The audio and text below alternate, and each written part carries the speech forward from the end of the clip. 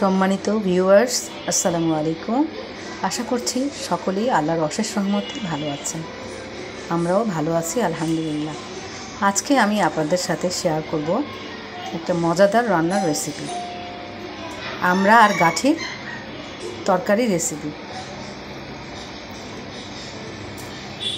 এটা আমরা অনেক বেশি খেয়ে থাকি, আমাদের বাসায় এটা বেশি খাওয়া হয়, আমরা দিয়ে গাঠির তরকারি। তাহলে চলুন বিসমিল্লাহ বলে শুরু করা যাক।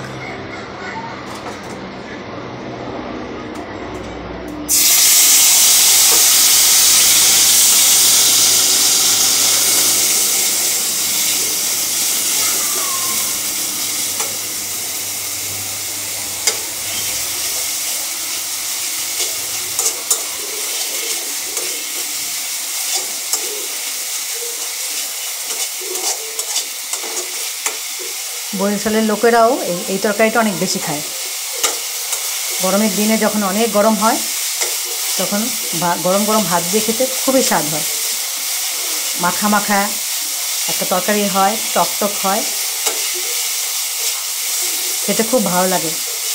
যারা এখন সবেমাত্র জ্বর থেকে উঠেছেন তারা যদি এইভাবে গাঠি আর আমরা তরকারিটা রান্না করে খান তাহলে আপনাদের কাছে খুব ভালো লাগবে, মুখে স্বাদ ফিরে আসবে।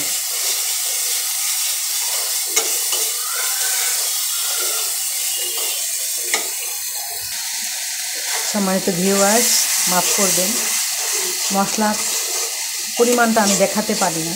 আমি এক হাত দিয়ে ভিডিও করি আর এক হাত দিয়ে রান্না করি। তা আমি যদি 2-3 মিনিট মোবাইল ধরে রাখি তাহলে আমার ঘাড়ের প্রচুর ব্যথা হয় আর মাজায় প্রচুর ব্যথা হয়। এই 2 জায়গার হাড় আমার ক্ষয় হয়ে গিয়েছে, এই জন্য আমি একটু ধরে রাখি, আবার একটু অফ করে রাখি ক্যামেরাটা, নাহলে আমি দাঁড়াতে পারি না।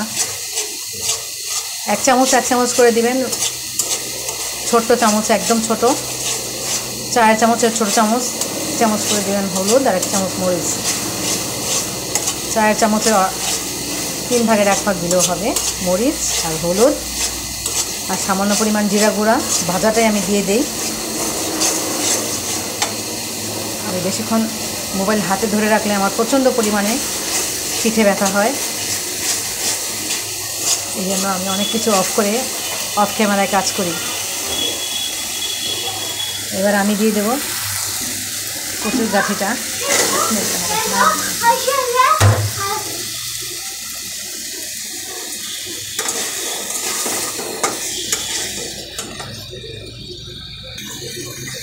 দেখুন আমি কচুর গাঠিটা দিয়ে দিয়েছি।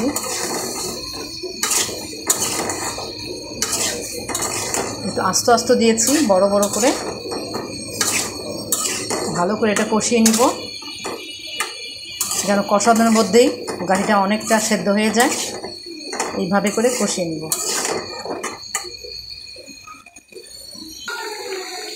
সম্মানিত ভিউয়ার্স, এই দেখুন একটু ভালো করে সেদ্ধ করে নিচ্ছি। সেদ্ধ করার পরে আমড়াটা দিয়ে একটু কষিয়ে এবার ঝোল দিয়ে দেবো।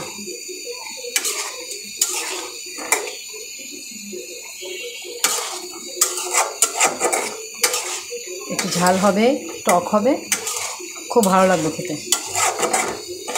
যারা কাঁচামরিচ খেতে পছন্দ করেন তারা একটু কাঁচামরিচ বেশি দিবেন, যারা গুঁড়ামরিচ খেতে পছন্দ করেন তারা গুঁড়ামরিচটা বেশি দিবেন, যে যেটা পছন্দ করে। তবে কাঁচামরিচ দিলে ফ্লেভারটা ভালো হয়, খুব সুন্দর একটা ফ্লেভার আসে।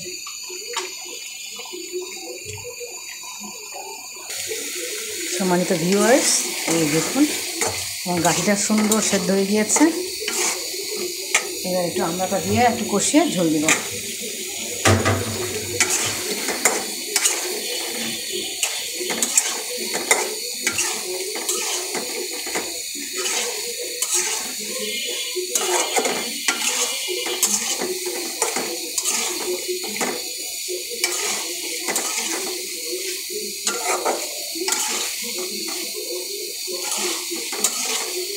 দেখুন কালারটা কত সুন্দর হয়েছে।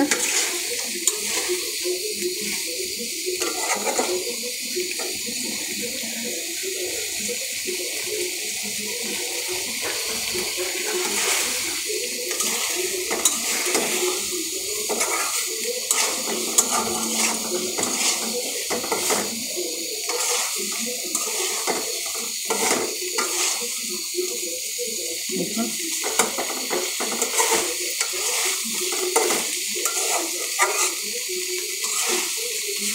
যখন ঝোল দিব ভালো করে একটু সেদ্ধ হবে, তখন তরকারিটা আরও মাখা মাখা হবে, খুব সুন্দর একটা কালার আসবে। আশা করছি খেতেও অনেক মজা হবে ইনশাআল্লাহ। এই গরমে আপনারা একটু একবার বাসায় ট্রাই করে দেখবেন।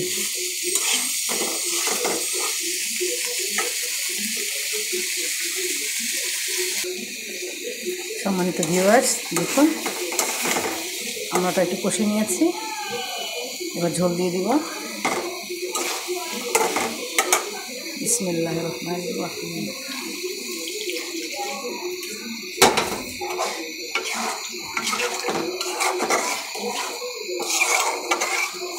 একদম পাতলা হবে না, মাখা মাখা হবে ঝোলটা। ঠান্ডা হলে আরও বেশি জমে যাবে, তাই একটু সামান্য ঝোলের মতো রাখবো। ভালো করে সেদ্ধ করে নিব, যেহেতু আমি গাঁঠিটা মোটা মোটা করে দিয়েছি, আস্তে আস্তে দিয়েছি গাঁঠি।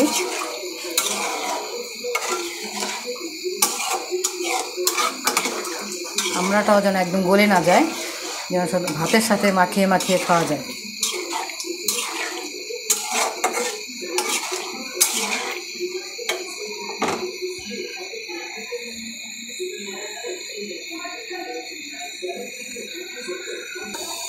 সম্মানিত ভিউয়ার্স, এই দেখুন আমার এই তরকারিটা হয়ে গিয়েছে। ঠান্ডা হলেই ঝোলটা একদম কমে যাবে, ঝোলটা থাকবে না। দেখুন আমার গাঁঠিগুলো একদম আস্ত আস্ত আছে, একদম আস্ত আস্ত। আমি আর এটা নরম করবো না, আর এরকম আস্ত আস্ত থাকবে। এবার আমি একটু দিয়ে দেবো ধনিয়া পাতা।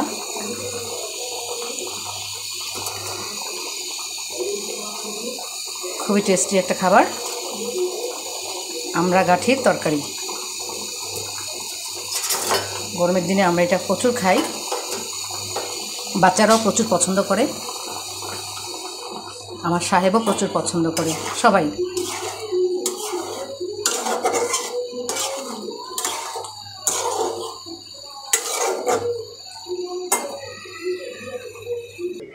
সম্মানিত ভিউয়ার্স, এই দেখুন আমার এই আমড়া গাঁঠির তরকারির ফাইনাল লুক। এখন আমি একটা ছন্দ শোনাবো এটা নিয়ে আপনাদেরকে। আজ আমি রান্না করেছি আমড়া গাঁঠির তরকারি। আমড়ায় আছে প্রচুর ভিটামিন সি, যা শরীরের জন্য দরকারি। বরিশালের আমড়া নাকি বেশি মজা হয়, এই কথা সব লোকেই কয়। তাহলে আশা করবো আমার সম্মানিত ভিউয়ার্সরাও এই তরকারিটা রান্না করে খাবে। এবং আমি কথা দিচ্ছি, খুবই স্বাদের, খুবই মজার একটা তরকারি। যাদের জ্বর থেকে ভালো হয়ে উঠেছেন, যারা সদ্য জ্বর থেকে ভালো হয়ে উঠেছেন, তারা এই তরকারিটা খেয়ে দেখতে পারেন।